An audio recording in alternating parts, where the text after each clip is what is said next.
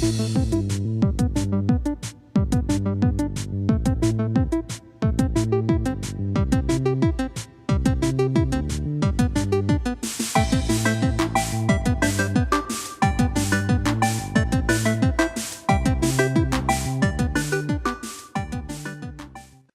guys, got my new mic, so hopefully guys can hear me. I know some of the old videos, they didn't come through very loud enough. Anyway, to the point of this video, I just got done last weekend with the third ever retro console tournament. And this is part 2 of how to host a retro gaming console tournament. I learned some things that I didn't include in the first video that I wanted to go over. Took some notes as always. So let's get to it. One of the first things I wanted to talk to you guys about was gamer tags. Now online, people come up with all kind of cool gamer tags. And one of the things that I decided to do was I asked all the guys, hey, why don't you guys come up with gamer tags? And it really made a huge difference on the overall environment and feel. So instead of saying, hey, Kevin, you're up against Mike, it's, Crouching Tiger, you're up against, Old School or whatever. I can't even think of some of the names right now. They're so hilarious. But just the laughter and the camaraderie that it brought. Some of the guys laughing at each other. Hey, what does that name mean? One of the guys, his name was DM. We all had to ask him, well, what is DM? He's a big role-playing guy, so it's Death Mage. Anyway, the point is, have the guys come up with gamer tags. It really changes the environment. I couldn't believe how much more excited and more funny and more anticipated, I don't know, just overall it really helped. So try it out, guys. I think it'll add another element to your tournament, okay? The other thing that I learned was that when people are eliminated, I did have a practice workstation.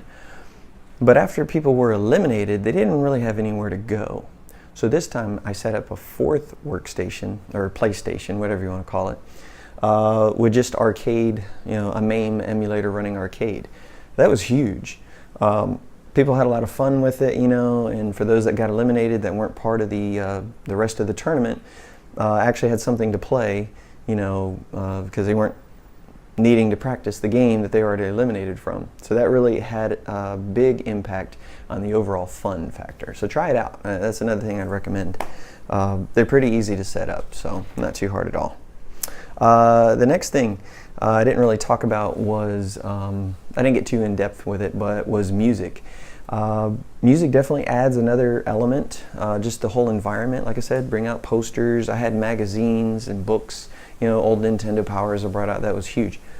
But the thing I didn't really talk about was music. Find out what everybody likes. I did look up Pandora. They do have a gamers channel, which is pretty cool. It's dedicated to like hardcore first-person shooters though. It's like kind of heavy metal stuff, but didn't quite fit the vibe that I was looking for, so I had my own playlist. But talk to the guys, figure out what kind of music they want to listen to, and let it go. I had a Bluetooth speaker going, and that also really helped. So as you can tell, we had a lot of fun. This one was a lot more exciting, a lot more intense tournament. And there's one other thing that I wanted to talk to you about making it intense. One of the things I decided to change was, whenever it was finals, the last 2 people are actually battling, I would call everyone in, hey, pause that, pause this, pause this, whatever. Pause all the games, even pause the music, cranked up the main TV, which is where the tournament was being held, and I would announce it, hey, it's a Death Mage versus Kickback. For the title, they're going head-to-head right now for ice hockey. Let's go take a peek. Because one of the things I noticed on the last tournament, a lot of people were upset. Oh, I didn't know there was a finals, because they'd be at the other workstations practicing or playing or talking or whatever in the house. What did he win? What did he, who was in it? How'd it go? So announcing it and bringing everybody into the room saying, hey, this is what's going on, then bringing out the prizes. Hey, this is what you guys are playing for. You're playing for a 2017 Star Wars poster, I think it was, for ice hockey. and a Zelda lanyard or something like that. I think it was a Zelda. Anyway, so I'd bring out the prizes, have everyone come in. Now the other thing that was really cool, and I didn't even expect this, is that it also brought pressure. The two players were now like, oh my gosh, everybody's focused on this. So I saw some people change, you know, the way they were playing. They were a little bit more nervous, a little bit more excited. But having the spotlight on them, on the finals, bringing everyone in, really emphasized it, how important it was. It was the finals. Everyone got to see who was in it and what they won, you know, and things like that. Anyway, so try that out too. The last thing I wanted to talk to you about was rules. Oh my gosh. Explain the rules, have them printed out, and make sure everyone understands them before the game starts. So one of the things I didn't put on the last video, well, all of these, is to do that. We had a tie on Super Mario Kart. I had them do 2 match races, which is a head-to-head race, there's no computer, and then 2 battle races, or battles. And I said the best out of 4, because there's 2 and 2. So when you win 3, you're the best out of 4. For whatever reason, that became very confusing, and a lot of people, as soon as there were 3 games, it was 2 to 1.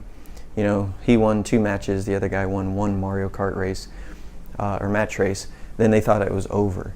So that became very confusing, and even the tiebreakers, well, what happens if we're tied? They didn't, you know, understand that, so I had to pause it. I did have one game on the Nintendo actually freeze up, so it was good. I actually covered that, but make sure that you cover hardware freezes or software freezes, controller doesn't work, you know, what do you do? Have that explained and laid out. For myself, what I said was, let's say in ice hockey there's 3 periods. So first period's done, second period's done, in the middle of the third period, oh my gosh, the game froze, it was 6 to 4. What do we do? Okay. So what I did is I said, okay, any unfinished period, in this case the third period, you had to play. So they would restart the game, play 1 period, and take whatever score they had. Let's say it ended up being 3 to 1, right? Add that to the previous score, right? So 3 plus 6 is 9, 4 plus 1 is 5. So it'd be 9 to 5. So now you know who wins. So that's how I handled it. But the point is, make sure you explain the rules, tiebreakers, you know, things like that, hardware and software glitches, because these are old systems and that will happen. You just got to know how to handle it. And if everybody knows up front, it'll go a lot smoother. So anyway, those are some of the things that I kind of came across. I didn't put in the first video. Just want to make sure you guys knew about it, and to make your retro console gaming tournaments that much more fun. Because the more problems you avoid, and you know, the more fun it's going to be. Anyway, have a good one, guys. This is it.